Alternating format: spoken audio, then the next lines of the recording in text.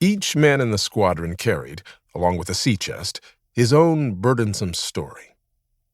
Perhaps it was of a scorned love, or a secret prison conviction, or a pregnant wife left on shore weeping. Perhaps it was a hunger for fame and fortune, or a dread of death.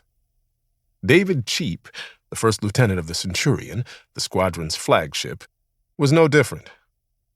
A burly Scotsman in his early 40s with a protracted nose and intense eyes, he was in flight from squabbles with his brother over their inheritance, from creditors chasing him, from debts that made it impossible for him to find a suitable bride. On shore, Cheap seemed doomed, unable to navigate past life's unexpected shoals. Yet as he perched on the quarterdeck of a British man-of-war, cruising the vast oceans with a cocked hat and spyglass, he brimmed with confidence, even, some would say, a touch of haughtiness. The wooden world of a ship, a world bound by the Navy's rigid regulations and the laws of the sea, and, most of all, by the hardened fellowship of men, had provided him a refuge. Suddenly, he felt a crystalline order, a clarity of purpose. And Cheap's newest posting, despite the innumerable risks that it carried, from plagues and drowning to enemy cannon fire, offered what he longed for: a chance to finally claim a wealthy prize and rise to captain his own ship, becoming a lord of the sea. The problem was that he could not get away from the damned land. He was trapped, cursed really, at the dockyard in Portsmouth, along the English Channel, struggling with feverish futility to get the Centurion fitted out and ready to sail. Its massive wooden hull, 144 feet long and 40 feet wide, was moored at a slip. Carpenters, caulkers, riggers, and joiners combed over its decks like rats, which were also plentiful. A cacophony of hammers and saws, the cobblestone streets past the shipyard were congested with rattling wheelbarrows and horse-drawn wagons, with porters, peddlers, pickpockets, sailors, and prostitutes.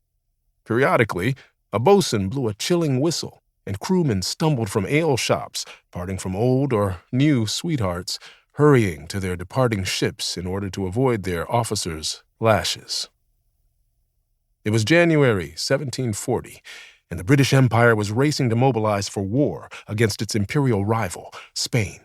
And in a move that had suddenly raised Cheap's prospects, the captain under whom he served on the Centurion, George Anson, had been plucked by the Admiralty to be a commodore and lead the squadron of 5 warships against the Spanish. The promotion was unexpected.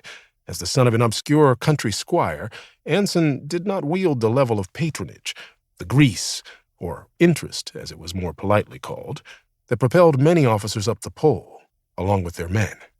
Anson, then 42, had joined the Navy at the age of 14 and served for nearly 3 decades without leading a major military campaign or snaring a lucrative prize.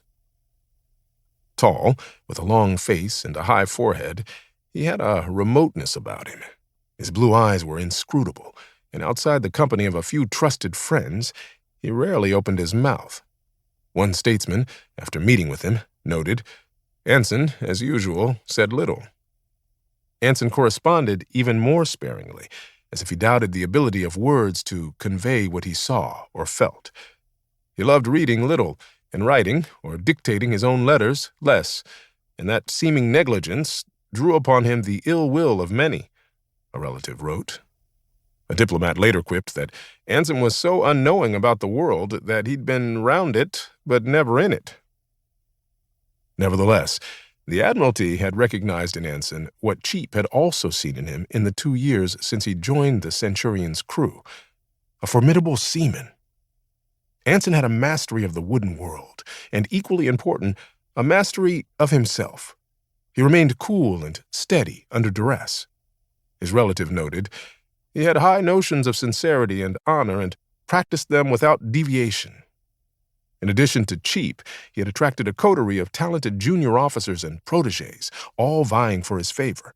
One later informed Anson that he was more obliged to him than to his own father, and would do anything to act up to the good opinion you are pleased to have of me. If Anson succeeded in his new role as commodore of the squadron, he would be in a position to anoint any captain he wanted.